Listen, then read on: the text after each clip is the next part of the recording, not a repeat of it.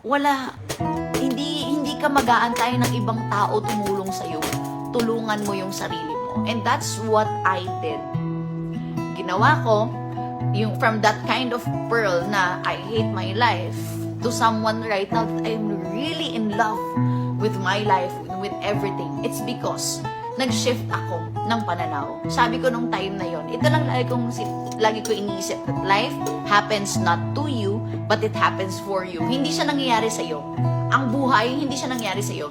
Everything that's happening in your life, it's a gift.